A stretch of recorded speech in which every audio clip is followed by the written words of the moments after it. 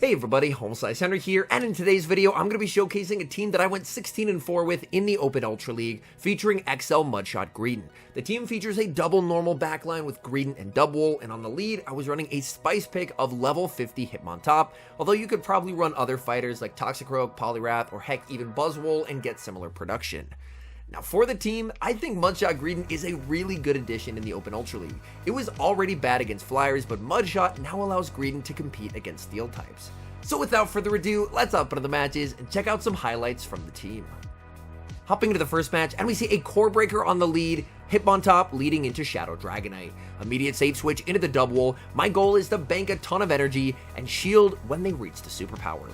Opponent is going to full send the superpower, and now they send in Registeel. And speaking of Registeel, if you have a high rank XL Greedent, you can actually win the 2s versus XL Registeel if you're using Mudshot. So Mudshot ends up being very impactful for Greedent. Although unfortunately in this particular instance, it's aligned against the Dubwool and I had already taken chip damage, so Dubwool is going to get KO'd. But now, this sets up an incredibly aggressive farm down for the Hitmontop. My goal is to farm all the way down. I tank the Zap Cannon and get debuffed, but I'm going to get to leave with double triple Axle. And this will do double super effective damage onto the Shadow Dragonite. Opponent is going to send back in the Shadow Dragonite, and I'm firing off the triple Axle. Triple Axle number 1 is shielded. Opponent is going to have to shield the second one, because of course with triple Axle, the second move does more. Opponent double shields. I now pivot into Greedent in the back. Opponent is running Shadow Skuntank. And this is another situation where having Mudshot is nice. Previously with Bullet Seed would be resisted.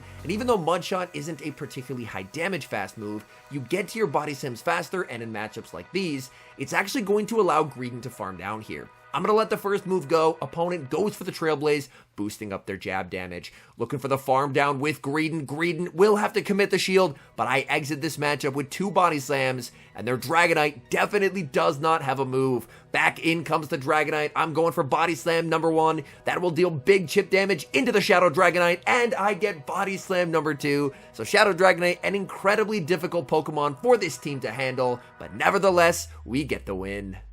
Moving into the next match, and this time Hitmontop is greeted with a great lead as it leads into Walrein. Opponent save switches into Golisopod, and I'm going to immediately counter switch into my Mudshot Greedent. Now Mudshot of course is resisted, so the fast move not necessarily the greatest for this matchup, but what you don't get in fast move pressure, you get in speed. Being able to get to a body slam every 8 turns is absolutely absurd.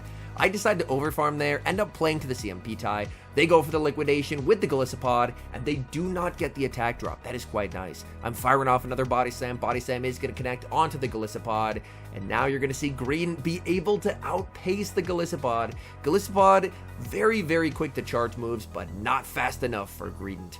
Greedent is going to let this go. I'm going to be able to tank whatever they throw here. They go for the liquidation. They get the defense drop. This is going to be close, and Greedent able to farm down with a fraction of HP remaining, able to hang on, and will be able to make one final charge move as the Powder Snow from the Walrein gets the KO. Crunch will connect. In comes Hitmontop in the back. Opponent running some very cool spice as they're running Skeledirge in the Open Ultra League. I'm farming up, and honestly I thought about baiting here, but I decided it was a bit too risky, so I full send the payback, and now I kind of wish that I had, because my opponent, they do end up shielding. This Skeledirge is running Crunch, which is a very interesting moveset choice there. Skeledirge honestly has a lot of potential viable movesets that you can choose to run. I'm going to farm up and throw 3 double kicks, so I'm throwing on turn 9 there, and their Incinerate concludes on turn 10, so I am giving them the absolute minimum amount of free energy. I'm going to be shielding up here with the Dubwool. They go for the Crunch.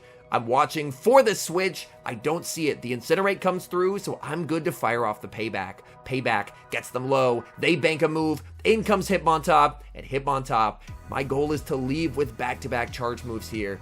They fire off the Icicle Spear. That connects. Hitmontop farming up. Walrein makes another move. This is not looking good. Hitmontop very low. Hitmontop with a sliver of HP has the back-to-back close combats. New worry. Do I win CMP? In comes the Skeledirge. Yes, I do. Hitmontop winning CMP. Close combat, taking down Skeledirge, and that's a good game.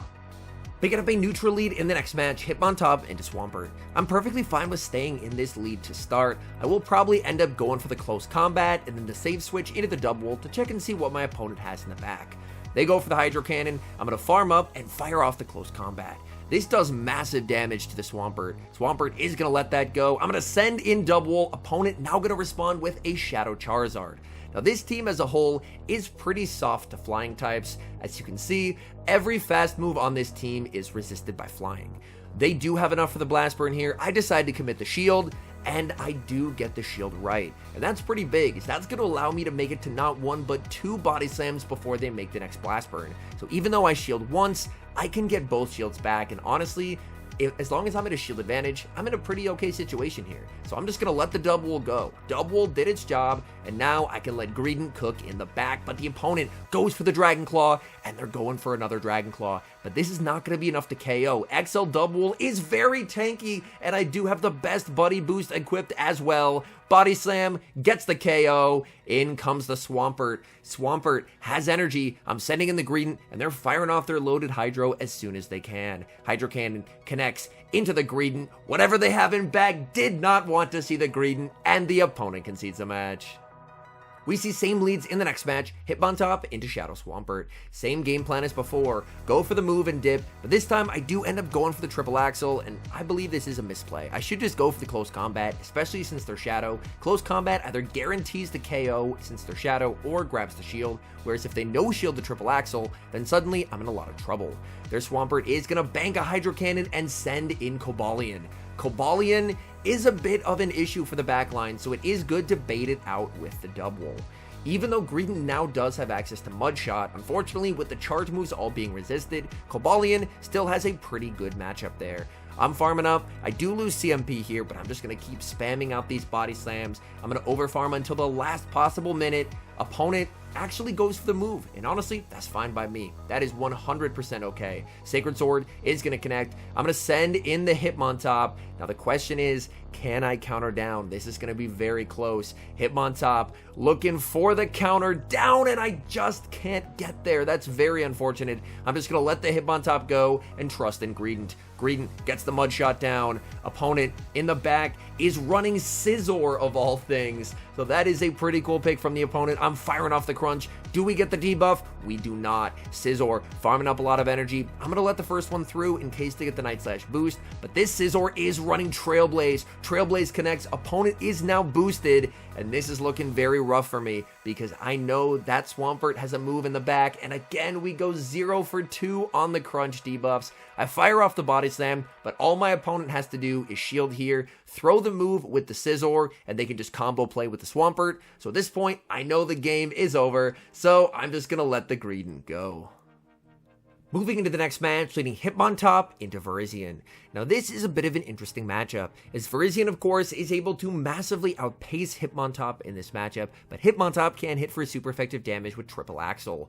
Leaf Blade will connect, opponent farming up here, opponent goes for a Triple Axle catch onto Jellicent, but I'm able to hold on to my energy, send in the Greedent, and now Greedent is in an incredibly good position. Greedent with Mud Shot just absolutely annihilates Jellicent. Bullet Seed, of course, the old fast move did hit for super effective damage, but again, even in situations where you are losing that super effective damage, the speed of Mud Shot definitely feels like it makes up for it, combined with the fact that Mud Shot allows Greedent to compete against steel types that previously it couldn't really do a whole lot against. I'm farming up with the Greedent. They're firing off another Surf, and again, that's perfectly fine. I can let that go, and I'm just going to look to massively overfarm. Opponent is going to give up Switch as they send back in Virizion. Virizion goes for the Sacred Sword. I commit the shield. I'm farming up, and I'm going for the Triple Axle. Triple Axle will hit for super effective damage, but it's not the strongest move. Virizion able to tank it. I'm farming up and going for the Triple Axle on the CMP tie here. Triple Axle into Virizion will be shielded. This counter damage from the Hitmontop is my best way of getting rid of the Virizion, so I actually decide to double shield the Hitmontop.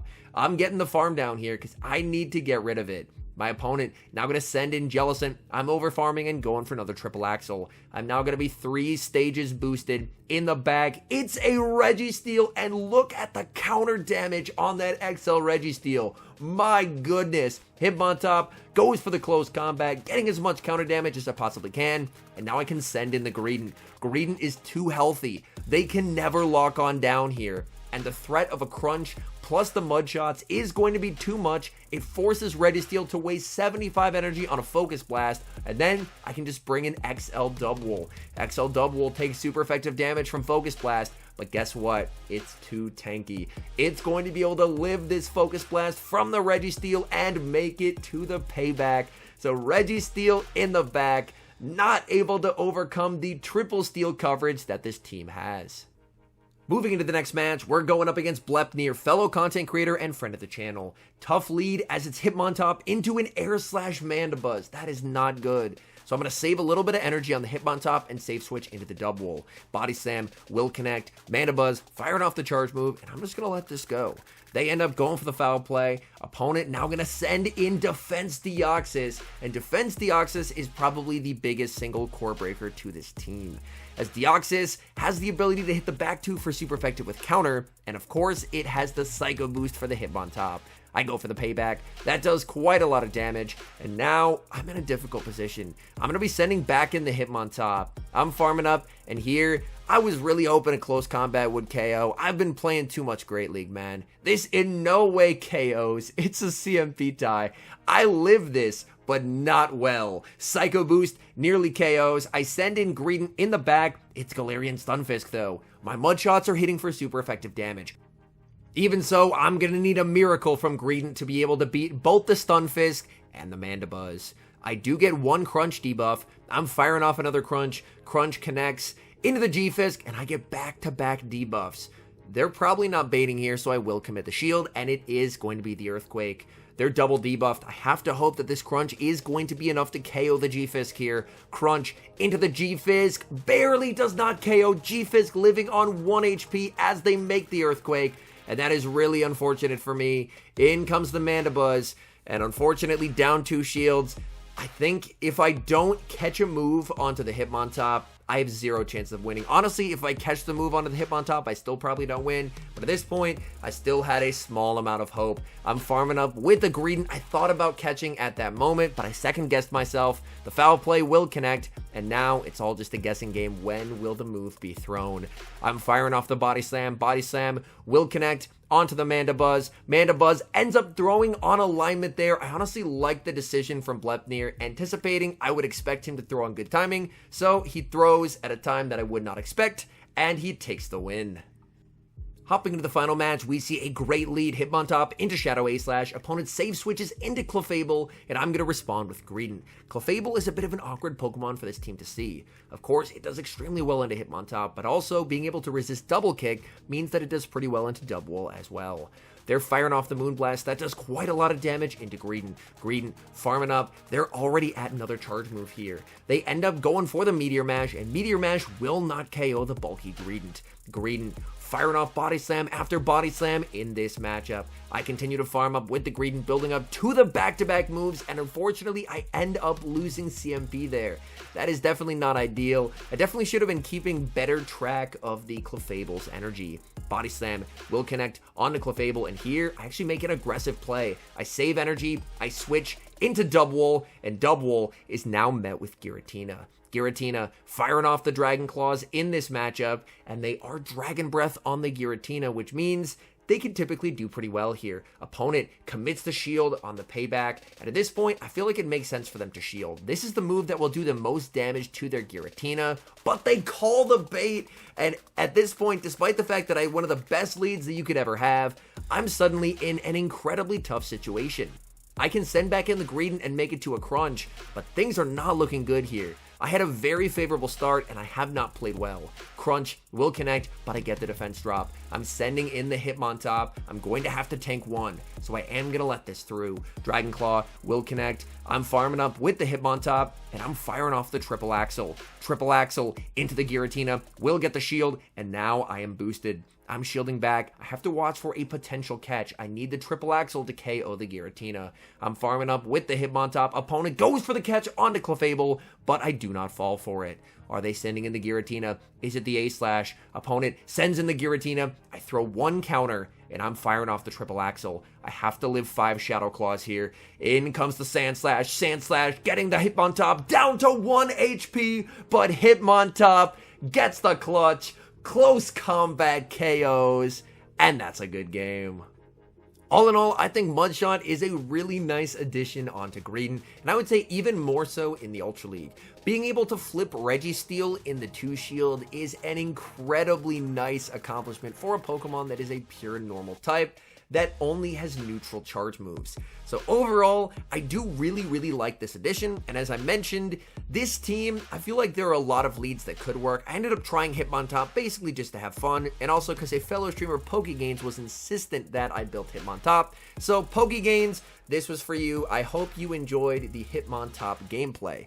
Anyways, thank you guys so much for watching. If you're enjoying the content, make sure to leave a like and subscribe to the channel if you haven't. And a special thank you as always to our members here on YouTube. The support you guys provide is sincerely appreciated. So thank you guys oh so very much. And until next time, I've been HomeSliceHenry.